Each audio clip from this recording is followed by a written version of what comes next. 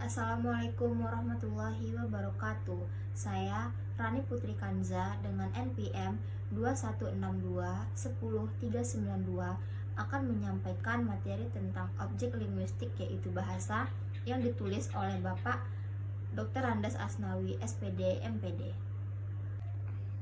Sebagai objek kajian linguistik, bahasa menyimpan sejumlah problem atau persoalan yang harus dikaji dan dijawab oleh para ahli bahasa.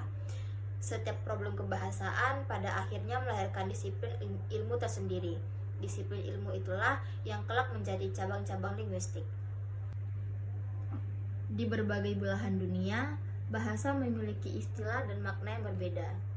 Seperti Jawa, bahasa, tutur kata, etika, dan unggah-unggah. Sedangkan Indonesia, bahasa, yaitu identitas pribadi dan alat interaksi. Yang ketiga Belanda, yaitu taal, yang artinya berbicara. Inggris, language atau human speech, sistem tuturan manusia. Dan selanjutnya Jepang, kokugo atau ungkapan batin. Yang terakhir Arab, yaitu lunghatun, bertutur atau ucapan. Bahasa adalah yang pertama, language is a system of arbitrary vocal symbols used for human communication. Bahasa adalah satu simbol vokal yang arbiter yang dipakai dalam komunikasi manusia. Yang kedua, bahasa atau sistem lambang bunyi yang arbitrer yang digunakan oleh anggota suatu masyarakat untuk bekerja sama, berinteraksi, dan mengidentifikasikan diri. Pengertian bahasa. Kata bahasa dalam Indonesia memiliki lebih dari satu makna atau pengertian. Untuk jelasnya, coba perhatikan pemakaian kata bahasa dalam kalimat-kalimat berikut. Contoh penggunaan bahasa yang pertama yaitu Dika belajar bahasa Inggris, Nita belajar bahasa Jepang. Yang kedua, manusia mempunyai bahasa sedangkan binatang tidak. Yang ketiga, hati-hati bergaul dengan anak yang tidak tahu bahasa itu. Yang keempat, dalam kamus itu ternyata lurah dan camat tidak mempunyai bahasa yang sama. Yang kelima, katakanlah dengan bahasa bunga. Yang keenam, pertikaian itu tidak bisa diselesaikan dengan bahasa militer. Yang ketujuh, kalau dia memberi kuliah bahasanya penuh dengan kata daripada dan akhiran kan. Yang kedelapan, Nabi Sulaiman mengerti bahasa semut. Kata bahasa pada kalimat 1 jelas menunjuk pada bahasa tertentu atau long. Pada kalimat 2 menunjuk pada umumnya atau language. Kalimat 3 bahasa berarti sopan santun. Kalimat 4 berarti kebijakan dalam bertindak. Kalimat 5 berarti maksud-maksud dengan bunga sebagai lambang. Kalimat 6 berarti dengan cara. Kalimat 7 bahasa sebagai ujaran atau pahole. Kalimat 8 bahasa bersifat hipotesis. Pahole merupakan objek konkret karena parole itu berwujud ujaran nyata. Yang kedua, long merupakan objek yang abstrak karena longe itu berwujud sistem suatu bahasa tertentu secara keseluruhan. Yang ketiga, language merupakan objek yang paling abstrak karena dia berwujud sistem bahasa secara universal. Yang dikaji linguistik secara langsung adalah pahole itu, karena pahole itulah yang berwujud konkret, yang nyata, yang dapat diamati atau diobservasi. Kajian terhadap pahole dilakukan untuk mendapatkan kaidah-kaidah suatu language, dan dari kajian terhadap long ini akan diperoleh kaidah-kaidah language, kaidah-kaidah bahasa secara universal. Hakikat bahasa, ciri atau sifat bahasa. Yang pertama, sebuah sistem. Yang kedua, berwujud lambang. Yang ketiga, berupa bunyi. Yang keempat, bersifat arbitrer. Yang kelima, bermakna. Yang keenam, bersifat konvensional. yang ke-7 bersifat unik, yang ke-8 bersifat universal, yang ke-9 bersifat produktif, yang ke-10 bersifat variasi, yang ke-11 bersifat dinamis, yang ke-12 berfungsi sebagai alat interaksi sosial, yang ke-13 identitas penuturnya. Bahasa sebagai sistem kata. Kata sistem sudah biasa digunakan dalam kehidupan sehari-hari dengan makna cara atau aturan. Sistem berarti susunan teratur berpola yang membentuk suatu keseluruhan yang bermakna atau berfungsi.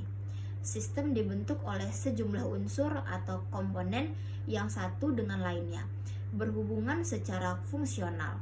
Sistem bahasa pun begitu.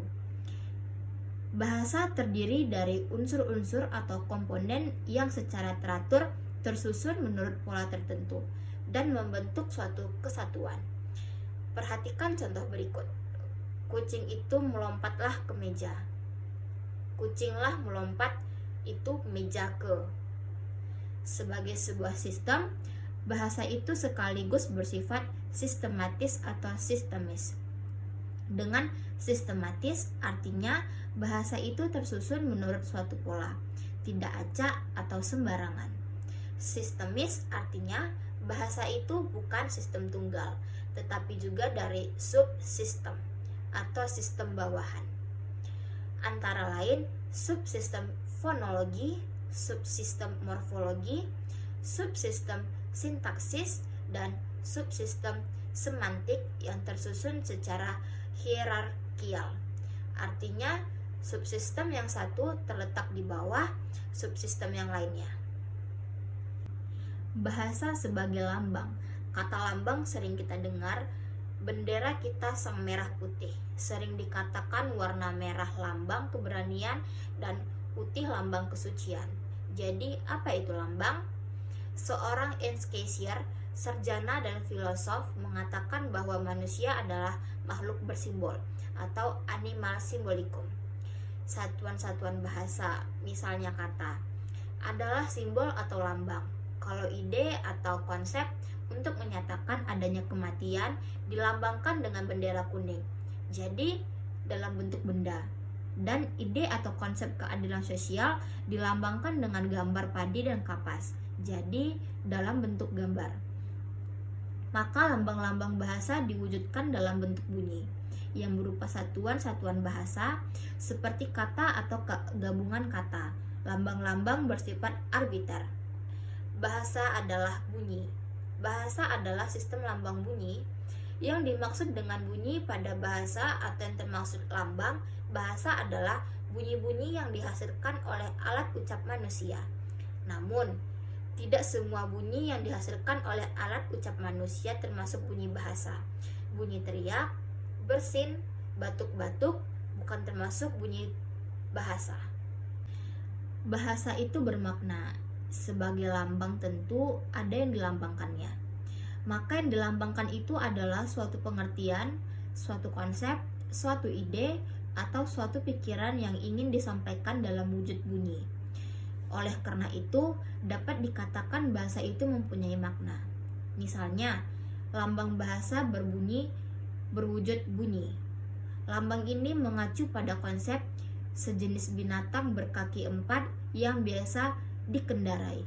Konsep tadi dihubungkan dengan benda yang ada dalam dunia nyata. Karena bahasa itu bermakna, maka segala ucapan yang tidak mempunyai makna dapat disebut bukan bahasa. Bahasa itu arbitrer. Kata arbitrer bisa diartikan si wenang-wenang, berubah-ubah, tidak tetap, mana suka. Maksud dari istilah arbitrer itu adalah tidak adanya hubungan wajib antara lambang bahasa yang berwujud bunyi itu dengan konsep atau pengertian yang dimaksud oleh lambang tersebut. Umpamanya antara kuda dengan yang dilambangkannya, yaitu sejenis binatang berkaki 4 yang bisa dikendarai. Kuda, bukan aduk atau akut. Bahasa itu konvensional. Meskipun hubungan antara lambang bunyi dan yang dilambangkan bersifat arbitrer, Tetapi penggunaan lambang tersebut untuk suatu konsep tertentu bersifat konvensional. Artinya, semua anggota masyarakat bahasa itu mematuhi konvensi bahwa lambang tertentu itu digunakan untuk mewakili konsep yang diwakilinya. Kalau misalnya binatang berkaki 4 yang bisa dikendarai secara arbitrer dilambangkan dengan bunyi atau kuda, maka anggota masyarakat bahasa Indonesia semuanya harus mematuhinya. Jadi, kalau kearbitreran bahasa terletak pada hubungan antara lambang-lambang bunyi dengan konsep yang dilambangkannya, maka kekonvensionalan bahasa terletak pada kepatuhan para penutur bahasa untuk menggunakan lambang itu sesuai dengan konsep yang dilambangkannya. Bahasa itu produktif. Kata produktif adalah adjektif dari kata benda produksi. Arti produktif adalah bentuk hasilnya, atau lebih tepat terus-menerus menghasilkan. Umpamanya, kalau kita ambil fonem-fonem bahasa Indonesia, maka dari keempat fonem itu dapat kita hasilkan suatu bahasa, yaitu ikat, kita, kiat, kait, dan kati. Bahasa itu unik. Unik artinya mempunyai ciri khas yang spesifik yang tidak dimiliki oleh yang lain. Lalu, kalau bahasa dikatakan bersifat unik, maka artinya setiap bahasa mempunyai ciri khas sendiri yang tidak dimiliki oleh bahasa lainnya.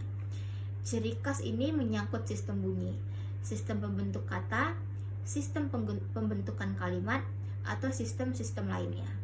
Salah satu keunikan bahasa Indonesia adalah bahwa tekanan kata tidak bersifat morfemis, melainkan sintaksis. Maksudnya, kalau pada kata tertentu di dalam kalimat kita berikan tekanan, maka makna kata itu tetap. Yang berubah adalah makna keseluruhan kalimat. Bahasa itu universal. Universal, satu A umum, atau berlaku untuk semua orang atau untuk seluruh dunia. Bersifat melingkupi seluruh dunia. Ruang lingkup tanggung jawab mahasiswa adalah personal, nasional, dan kebudayaan. Itu bersifat link kategori keilmubahasaan yang berlaku untuk semua bahasa. Misalnya, ciri universal dari bahasa yang paling umum adalah bahwa bahasa itu mempunyai bunyi vokal dan konsonan. Bahasa itu dinamis. Bahasa adalah satu-satunya milik manusia yang tidak pernah lepas dari segala kegiatan dan gerak manusia sepanjang keberadaan manusia itu. Sebagai makhluk yang berbudaya dan bermasyarakat, tak ada kegiatan manusia yang tak disertai oleh bahasa. Malah dalam mimpi pun manusia berbahasa. Karena keterkaitan bahasa itu dengan manusia, sedangkan dalam kehidupannya di dalam masyarakat kegiatan manusia itu tidak tetap dan selalu berubah. Maka bahasa itu juga menjadi ikut berubah, menjadi tidak tetap, menjadi tidak statis. Karena itulah bahasa itu disebut dinamis. Bahasa itu bervariasi.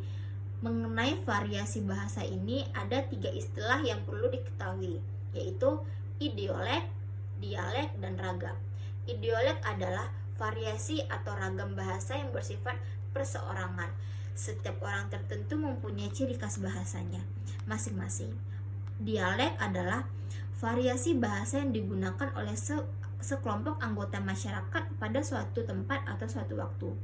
Misalnya, kita di Indonesia mengenal adanya bahasa Jawa dialek Banyumas, bahasa Jawa dialek Tegal, bahasa Jawa dialek Surabaya, dan sebagainya. Variasi bahasa berdasarkan tempat ini lazim disebut dengan nama dialek regional, dialek areal, atau dialek geografi.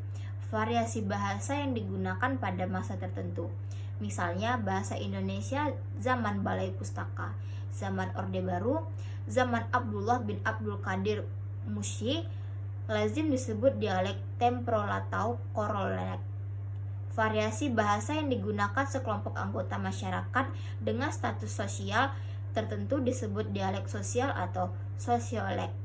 Ragam atau ragam bahasa adalah variasi bahasa yang digunakan dalam situasi, keadaan, atau untuk keperluan tertentu. Untuk situasi formal digunakan ragam bahasa yang disebut ragam baku atau ragam standar. Untuk situasi yang tidak formal digunakan ragam yang tidak baku atau ragam non-standar.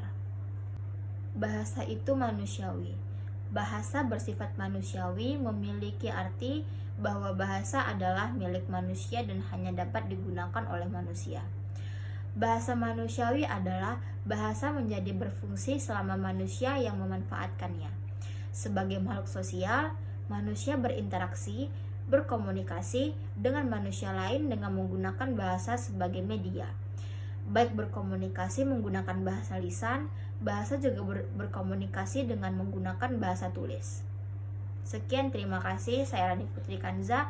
Assalamualaikum warahmatullahi wabarakatuh.